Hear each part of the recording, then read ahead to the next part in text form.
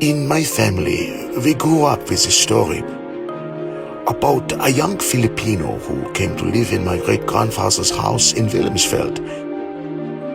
The stories of this visitor are part of our family legacy, our heritage. This young Filipino stayed in my grandfather's house only a few months, but generations later, I feel I know this man personally. His name was Jose Rizal.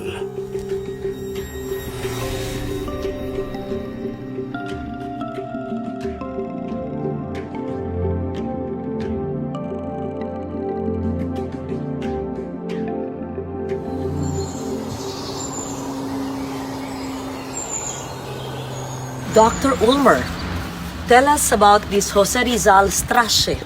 And it says here, can you read it for me? It's in German. Okay. Jose Rizal, 1861 to 1896, national hero of the Philippines, finalized the last chapter of his critical novel, Noli Me Tangere, in this house during a time when he was guest of Pastor Ulmer. And that was in 1886? That was in 1886. Was it the February? This passion project started out quite simply, a tour of the German town of Wilhelmsfeld early in 2019. I was accompanied by Dr. Fritz Hack Ulmer. Together, we were tracing a small but memorable part of a journey that had taken place more than 100 years ago. This is the house where Rizal stayed. If the view from the window, so it must have been on this side of the house. It's a beautiful home. My grandfather grew up, yes. He was the vicar. He was the vicar for this village. Dr. Ulmer just happened to be the great-grandson of Karl Ulmer, a Protestant pastor who for 3 months in 1886 was host to Jose Rizal when he visited Germany. I knew at once that there was a story to tell here. A local team was put together and plans were made to leave for Germany in May of 2020. But then, COVID happened. Lives lost, fears, anxieties, priorities rearranged, and a new normal of barriers everywhere. But I still felt the story was worth telling. In August 2020, amidst the longest lockdown in the world, the local team met with members of the Philippine Embassy in Germany to discuss ways in which the story could be told without the need for foreign travel. The tentative title for the documentary is Searching for Jose Rizal in a Time Barriers. And because that's exactly what we're living with now, barriers. After all, Rizal himself had lived his life in a time of barriers. Barriers of race, religion, colonialism, and discrimination. A lifetime of obstacles and limitations. But because of his personal convictions, he had broken down all these barriers and come home. So should this story. But first, a lesson in history and in the context of Rizal's journey through Europe. A journey that began after he completed his studies at the University of Santo Tomas in 1882.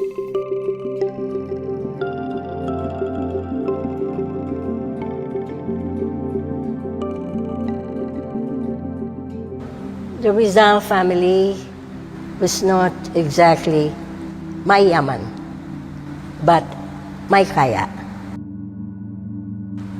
The existing land situation in the Philippines in the late 19th century would show that many of these may kaya were not hacienda owners, but were rentiers, renting the pieces of land from the vast domain of the Friar lands. And so Rizal's family was one of those inquilinos who rented the land, but they had to pay the friar owner. But that meant that you have to have the favor and approval of the friar owner. At the same time, there were very rich Filipinos who just bombed around in the European capitals. And Rizal took note of that, particularly because Rizal had to depend upon hard-earned money from the lands through Pasiano, his older brother.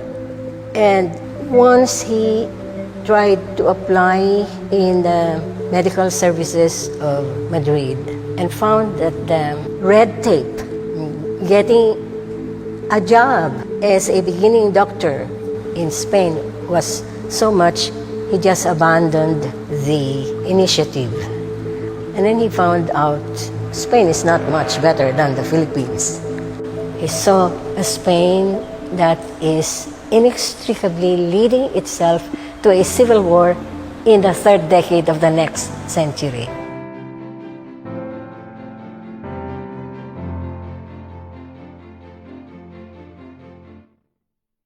The first trip to Europe was basically for him to study. But when you read the letters, you will find out that when he arrived in Europe, he didn't know what to take. So there is this very interesting exchange between Pasiano and Rizal. No? Will you become a lawyer? Will you become a doctor? Will you become, study agriculture?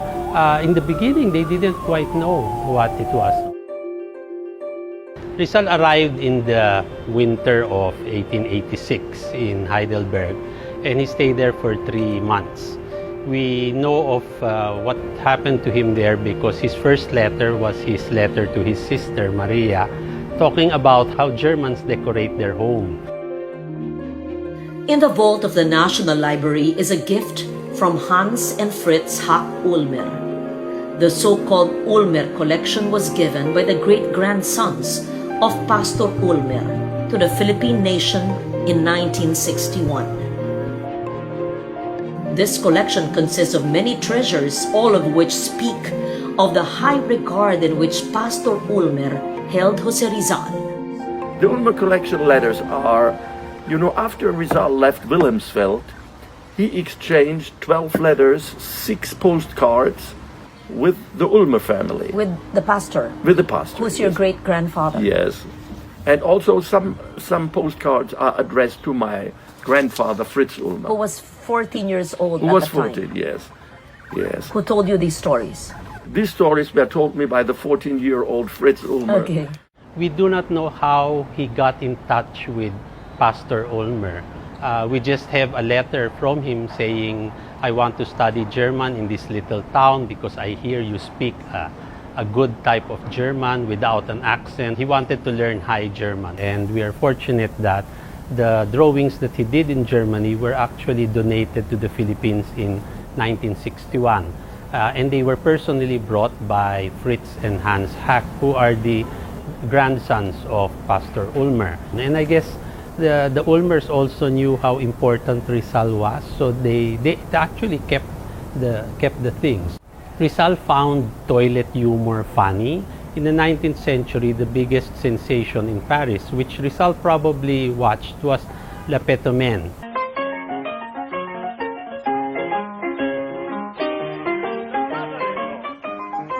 It was a man who performed in the Moulin Rouge. He could control his wind. Then he had another drawing which shows 2 naughty children, 2 naughty boys. And these naughty boys they went out to steal apples from some neighbor. And the boys stole the apples. Then when they were running away, they had to cross a little stream, so one jumped off, and then the other one, when he jumped, fell into the water. When I gave a talk in Germany and I flashed this on the screen, the Germans immediately said, that's Max and Moritz. And this was a popular children's storybook that many German people used. One of the things that is not very well known is that also I think in 1961 or around that time, Heidelberg, as a gift to the Philippines, gave one of the fountains, which is now in Luneta. It's rather unfortunate that people don't know about it, and this is the tragedy of Rizal. No? You have this family, this German family that for 2 generations tried to remember him, and you have in the Philippines a nation that does not read him. No? I mean, Rizal wrote a lot. He left us with 25 volumes of writing that nobody reads. More than just objects of Rizaliana, the Ulmer collection is a vital clue to the personality of Jose Rizal. It is also a clue into the personality of Pastor Karl Ulmer and his admiration for Jose Rizal. Pastor Ulmer and Jose Rizal would not have met had Rizal never embarked on his first journey to Europe.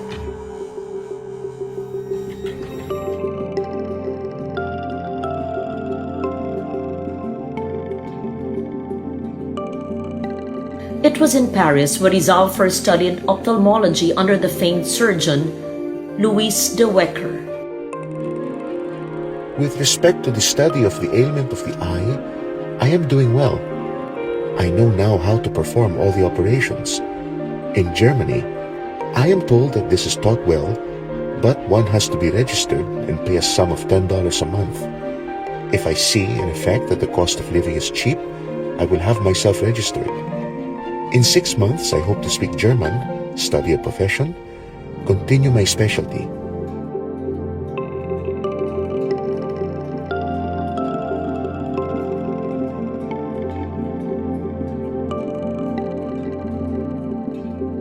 In 1886, Rizal moved to Heidelberg, Germany to further his ophthalmology studies. He would spend the next 6 months as an assistant in the eye clinic of another famed ophthalmologist, Dr. Otto Becker. I think his happiest times in Europe were in Germany. He was in his element there. I practice in the hospital and examine the patients who come every day. The professor corrects our mistakes in diagnosis. I help in curing, and although I do not see as many operations as I did in Paris, here I learn more of the practical side. I plan during the spring of 1887 to return again to Paris and observe the operations of Dr. de Wecker, who seems to me very superior to all the others I have seen. From there, I can return to the Philippines and open a decent eye clinic. This is the old ophthalmology hospital in Heidelberg where Rizal trained for about 6 months. New methods of ophthalmological surgery. And supposedly the method that was used here is the method Rizal later used on his mother on the operation he did in Calamba. Dr. Ulmer, there's another marker of Dr. Jose Rizal here in Heidelberg. What is this? Is this a residence? This was the resident in the first night on February the 3rd, and he stayed in that home for 4 weeks. It was a period of great productivity, both as a scientist and doctor, as well as a poet and a writer.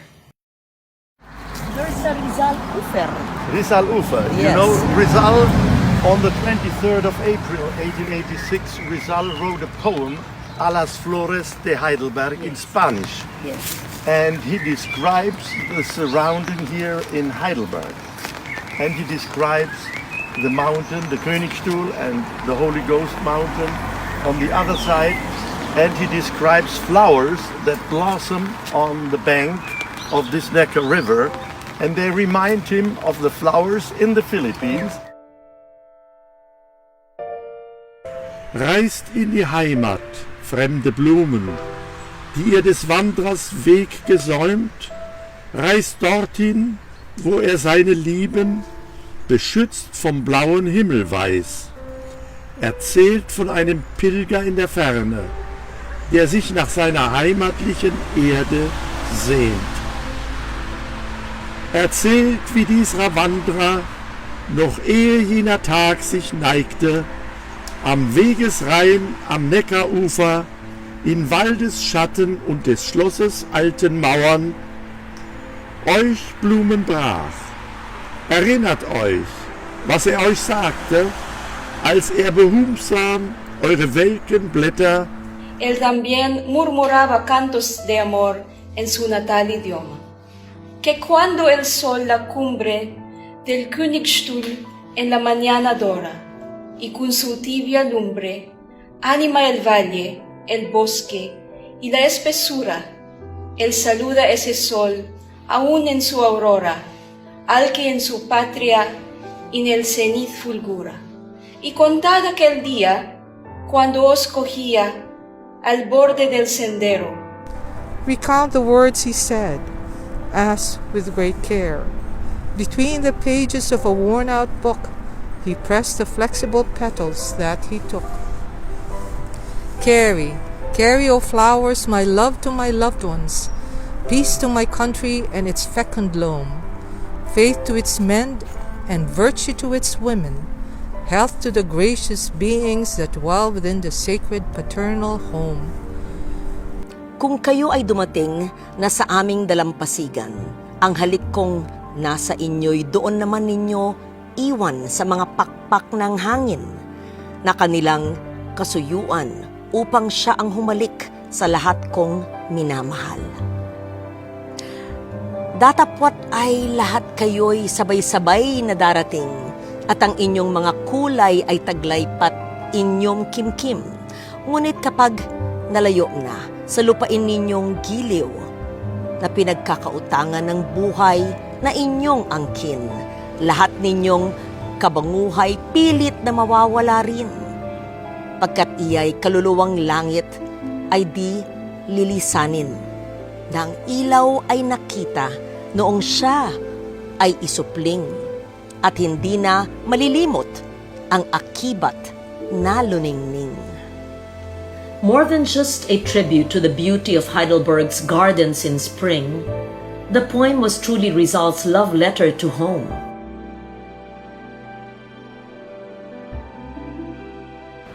Rizal's spirit lifted at the beauty of the flowers, him confronting the actual objective reality of the flowers.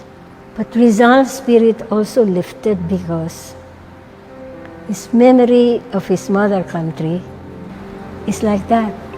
At a time when the flowers and the plants of the Philippines, our spirit had been crushed, our bodies insulted, raped.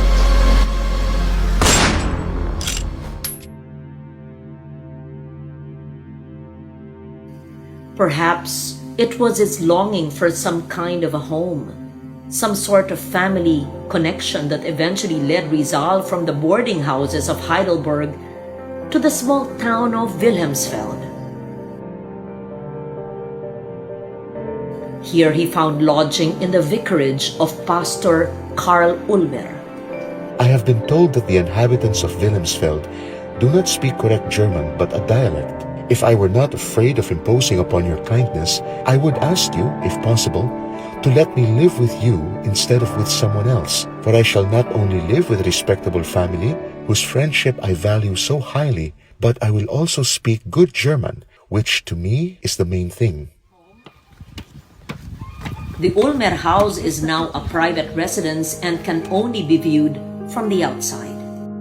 But it isn't hard to imagine how happy Rizal must have been to stay here with Pastor Ulmer's family. It's still rural now, pretty. There's a valley, and Dr. Rizal is said to have occupied one of the guest rooms in this vicarage. Dr. Ulmer said that the ground floor was the office of the Protestant congregation, and Dr. Rizal occupied one of the guest rooms. He developed a close bond with the pastor's children, Friedrich and Etta. What a home away from home it must have been. Yes, gardening in the morning was the duty of the pastor's daughter was to keep the garden watered. And when Rizal moved in the guest room, Eta said, he's our guest. He eats everything, we join everything, but he also has to join me in the morning to water the plants. But Eta and him had a bond, and that bond bloomed in the garden? Yes. Based on your story, that they watered the plants They every watered morning. every morning. And I think if we know about 9 girlfriends of Rizal, Eta should be included in the girlfriends of Rizal, probably as the platonic love. Platonic, okay. She was probably the platonic love number 10 of Rizal. Here in Pastor Ulmer's home, he wrote chapters of the Noli Me Tangere. But this period of finding both home and family was to last only months. From San, I also received in good condition everything that I had left, and therefore I thank you very much once more. May you also receive, when you are abroad, the same treatment and friendship as I have found among you. And if, being a foreigner, I can do nothing for you in a foreign country, I can be of some service to you in my homeland, where you will always find a good friend, if I do not die, of course. The joy at being understood by other people is so great that one cannot easily forget it.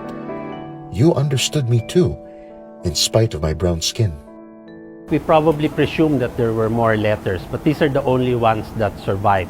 A few were postcards, and they were written after, one telling the pastor how, thank you for your hospitality, I cannot reciprocate in the same way that you did, but in case you come to the Philippines, I will reciprocate there. That's presuming I don't die right away.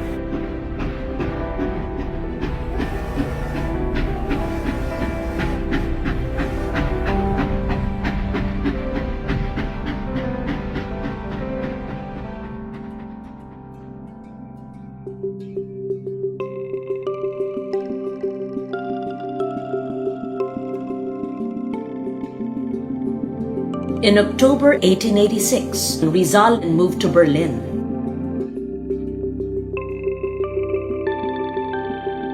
He was in the company of Maximo Viola, a Philippine doctor and writer, a close friend. To hear the scholars say it, there were 2 sides to Rizal's stay in Berlin. The fact that Rizal was accepted in the Berlin Ethnographic, Anthropological, and Geographic Societies meant that he wasn't, for somebody who learned German for 6 months and he delivered an academic paper on metrical art in this learned gathering, means that he was quite exceptional in many ways. It was through Blumentritt that Rizal was introduced to other academics. So Rizal introduced him to A.B. Meyer. He met Fedor Yagor, who he chatted with because, as you know, Yagor wrote a book about his travels in the Philippines, and he was in the Philippines 1859-1860, shortly before Rizal was born. Yagor was the most prominent intellectual that Rizal had met. Virchow is supposed to have said, "Can I measure your cranium?" No? And Rizal says, "Yes, you may," or something. There's some funny exchange. So there is actually a pic of the many pictures of Virchow. The nicest one is the one of him holding calipers and a skull, because that reminds us of that meeting he had with Jose Rizal. I have a feeling that aside from their friendship, Rizal was the culture bearer for an anthropologist. In a sense, I'd like to think that it was also through Blumentritt that Rizal learned to appreciate his own culture. When he lived abroad, that was the first time that he learned to appreciate his country and his culture more. So talking to the scholars or talking to Blumentritt, when they would talk about history, about anthropology, it was a way for him also to get to know his own country better. And I think that crystallized in him the whole idea of nationhood. Finding Rizal in Germany is not only limited to tracing his journey via historic sites. In the Berlin Ethnological Museum is an important collection of indigenous textiles that trace their provenance to Rizal.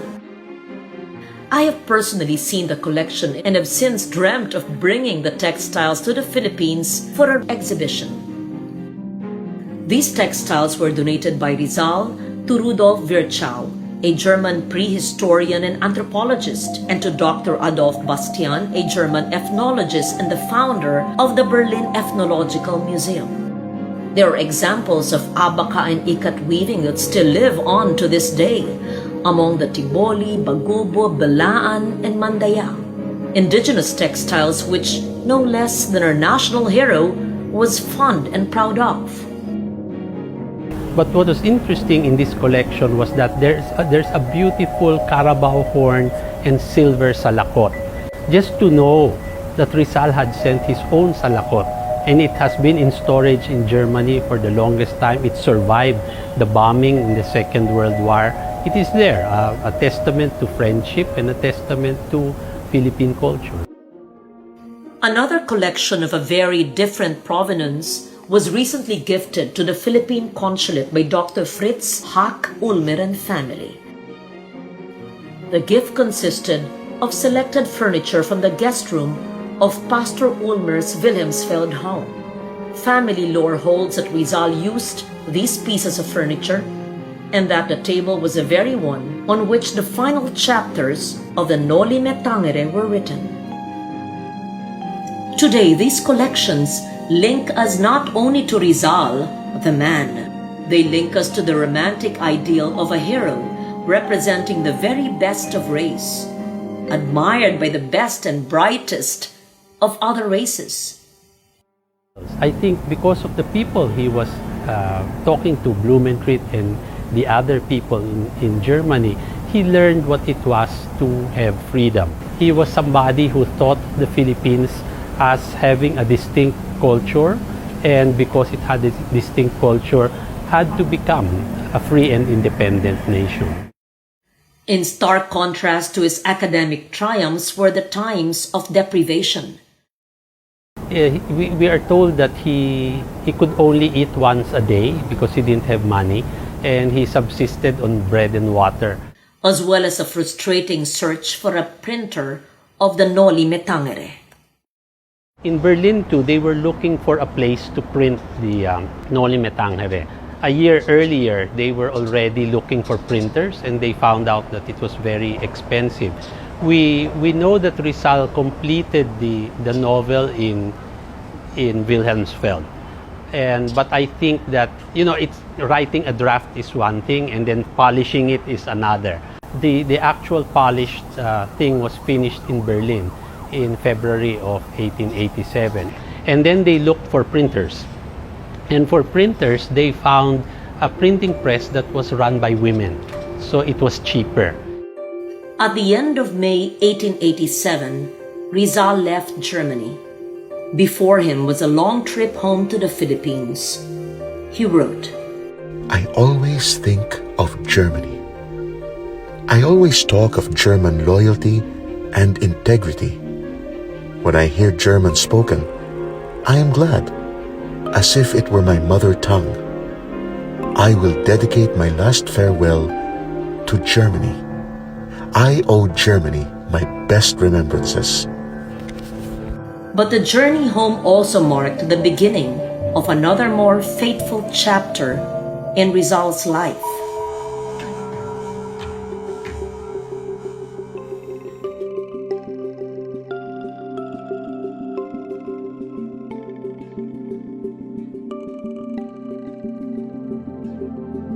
It might be said that upon Rizal's arrival home in 1887, the dream of setting up a decent eye clinic, which had been nurtured in Heidelberg, had to take a backseat to more urgent concerns. The publication of a Noli Me Tangere had made him a controversial source of inspiration to his countrymen, and a dangerous man to the Spanish authorities. Now it's interesting that the Noli Me Tangere, of course, is written in Spanish. So who do you think would understand the novel? The first to understand would be the friar.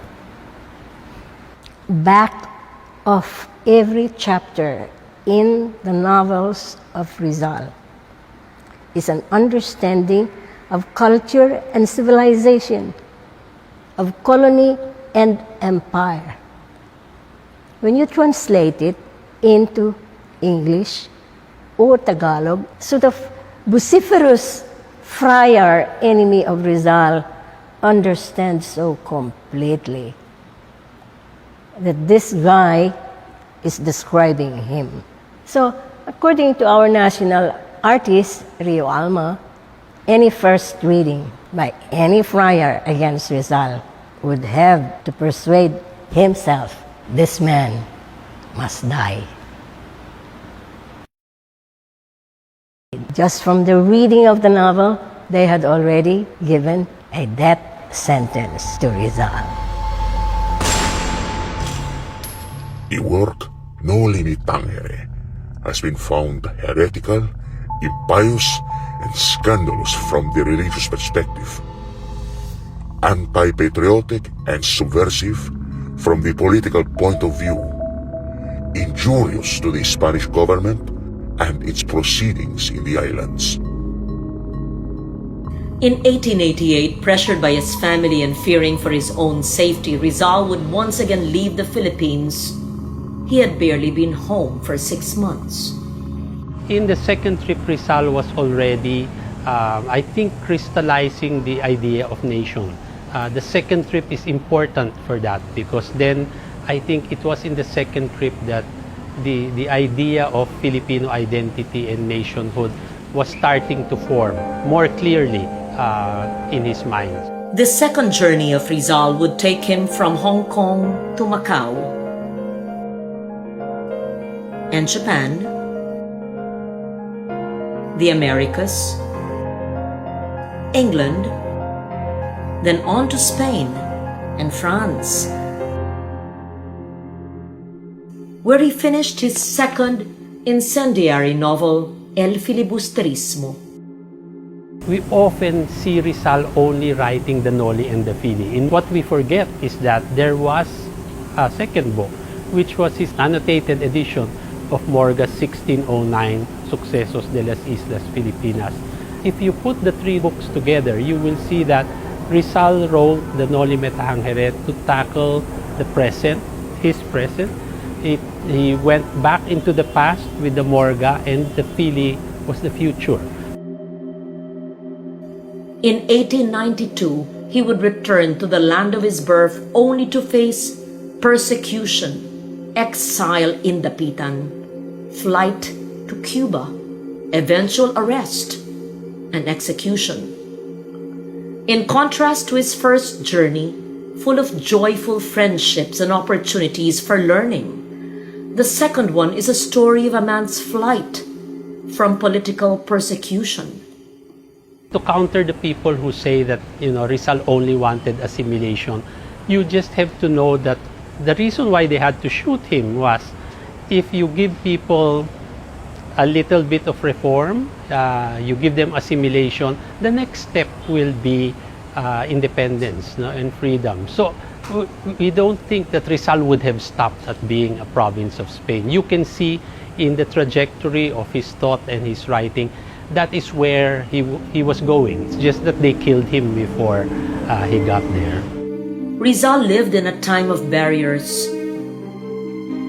Indio versus Ilustrado. Peninsulares versus Insulares. Ideas of masonry, revolution, and enlightenment versus a decaying colonialism. Yet his first journey through Europe and his time in Germany represented an opening up of an otherwise limited world, a breaking down of barriers, a pursuit and exchange of knowledge among human beings who valued each other's abilities more than they did race and skin color. if Bonifacio were alive and you asked him, who is your hero? Bonifacio would have said it's Rizal. So we have to see the heroes as building on each other. Rizal gave an idea. Bonifacio started a revolution and gave human form to that idea, but he was not able to complete it. And even if he's the hero we all love to hate, it is Aguinaldo who brought it and gave us the first republic. A stillborn, but still the first republic. As the pandemic forces us to radically rethink our lives, are we not also living in a time of barriers?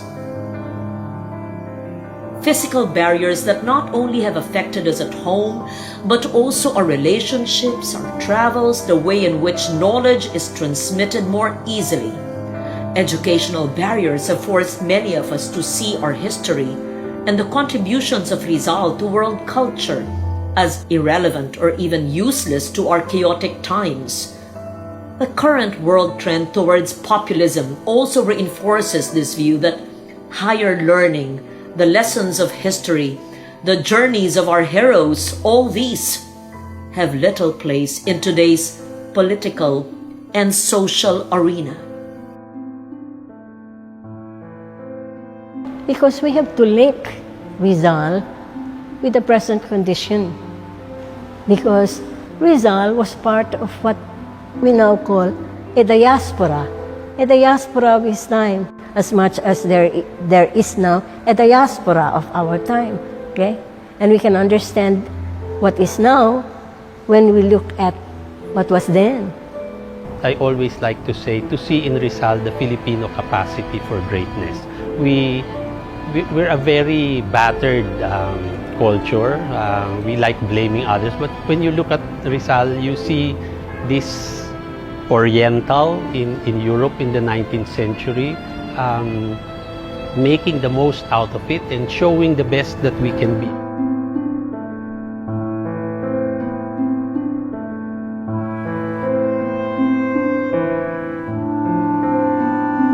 Rizal lived in a time of barriers, yet he broke through these to continually reaffirm his humanity and his genius.